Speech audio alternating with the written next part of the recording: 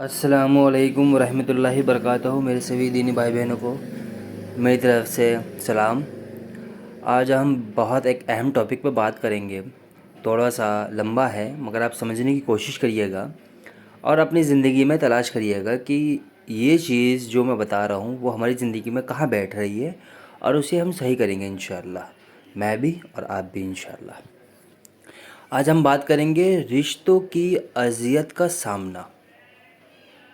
एक क्वेश्चन भी मतलब एक सवाल भी बन सकता है। अगर देखा जाता है कि हमें अपने ही रिश्तों में अज़ियत का सामना करना पड़ता है, हमें बाज़ा रिश्ते जो खुदा ने बनाए होते हैं और बाज़ा वो जिन्हें हम बड़ी धूमधाम से खुद बनाते हैं, लेकिन इसके बावजूद भी हमें उनसे अज़ियत का सामना रहता है। उसकी क्या वजह है, उसका हल क्या है और हल से समरात मिल सकते हैं कि नहीं? आइए हम सब मिलके इसका जवाब सुनते हैं और समझते हैं इंशाअल्लाह। ये असल में एक माशराती अलमिया बना हुआ है कि हमारे यहाँ जो रिश्ते हैं उनमें खैर के साथ बाज़ औक़ात अज़ियत का पहलू भी निकल आता है। इसका जवाब अगर एक लाइन में दिया जाए तो वो ये है कि हमारे यहाँ बर्दाश्त ख़त्म हो गई है। अगर इसका जवाब अगर एक लाइन में दिया जाए तो वो ये है कि हमारे यहाँ बर्दाश्त ख़त्म हो गई है। बर्दाश्त कोई नहीं करता।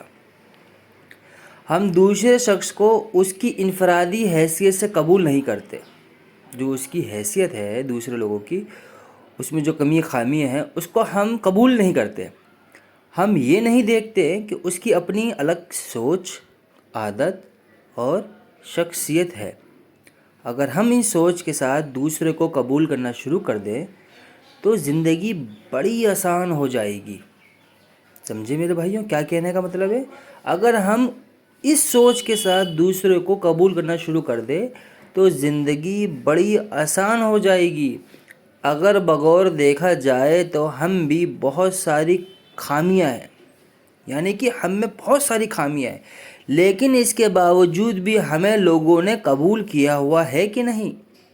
अब सोच सकते हैं, जैसे मेरे अंदर बहुत खामियां हैं, फिर भी मेरे जो रिश्तेदार हैं मुझे कबूल करते हैं कि नहीं? खामी के बावजूद भी मुझे कबूल करते हैं। इसी तरीके से जब किसी दूसरे में खामी हो तो उसे कबूल करना चाहिए, ना कि उन्हें जलील करना या उनको बताना चाहिए। उसे कबूल करना चाहिए कि उसमें एक खामियां है। जब लोगों ने हमें कबूल किया हुआ है तो हमें भी चाहिए कि उसके बावजूद उनकी खामियां उन्हें कबूल करें। माशरे में इस सोच को पैदा करना और बढ़ाने की ज़रूरत है। अब वो रिश्ता जिसे इंसान ने बड़ी धूमधाम से कायम किया, आज कल ज़्यादातर शिकायत उसी रिश्ते की होती है। बड़ी अजीब बात है कि जो रिश्ता हम बड़े शौक़ से बनाते हैं और उसके लिए बड़ा बेचैन होते हैं, लेकिन बदकिस्मती से चंद ही हफ्तों में शिकायत का सिलसिला शुरू हो जाता है। ये तमाम मामलात जिसे इंग्लिश में कहेंगे सेल्फ सजेशन से ताल्लुक़ रखता है। इस तरह के मैं अपने आप को ख़ुद तजवीज़ करूँ कि इसका हल क्या है तो इससे मेरा मसला हल हो जाएगा। जो भी मर्द या ख़ातून अपने शरीके हयात की शिकायत करते हैं तो मैं उनकी तवज्जो इस तरफ दिलाता हूँ कि निकाह के वक्त जब मौलवी साहब ने पूछा था फ़ला बनते फ़ला आपको इतने हक़ मेहर के साथ कबूल है, तो हमने अपनी खुशी से 3 मरतबा हाँ कहा था। ऐसा नहीं था कि किसी ने आपकी कनपट्टी पर पिस्तौल रखा था कि भाई बोल हाँ, बल्कि आपने बेरज़ा व रुग़बत कबूल किया था। नेज़ ये बात भी गौर करने के काबिल है कि निकाह ख्वाह या नाहक आपको फ़ला बिनते फ़ला खामियों के बगैर कबूल है, बल्कि उसने पूरी शख्सियत के बारे में पूछा था। ये एक पैकेज डील है जिसे कहेंगे मजमूई मुआहदा, कि मैंने इस खातून को तमाम खूबियों और ख़ामियों के साथ कबूल किया। इसी तरीके से हमारी बहनें भी जब अपने शौहरों के निकाह में जब जाती है, जब कबूलती है, तो उनकी अच्छाइयाँ बुराइयाँ दोनों को कबूल करती है। یہ نہیں کہ صرف خالی شوہری بیویوں کی خامیاں خوبیاں وہ کرے، بیوی بھی خوبیاں اور خامیاں دونوں قبول کرے، تبھی زندگی کا یہ گاڑی چل سکتا ہے۔ جب میں نے اپنی خوشی سے قبول کیا تو اب میرے پاس کوئی جواز نہیں رہتا کہ میں کہوں کہ اس انسان میں یہ خامیاں ہیں۔ ہاں، ایک راستہ میرے پاس ضرور ہے اور میری بیوی کے پاس بھی ہے۔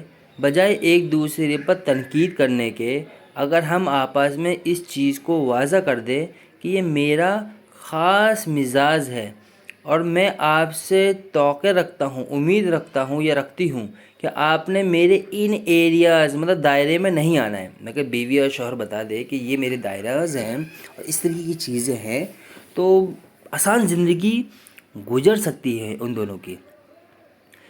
میرے لیے انتہائی حساس ہے تو بڑے حد تک معاملات درست ہو جائیں گے اگر ہم اپنے لائف پارٹنر، شریک حیات کو اپنے ایریاز کے بارے میں بتا دیں اور یہ بات طے کر لیں کہ ہم ایک دوسرے کے حساس بولے تو ایریاز میں قدم نہیں رکھیں گے تو مسائل تو ضرور آئیں گے، لیکن معاملات آسانی سے چلتے رہیں گے۔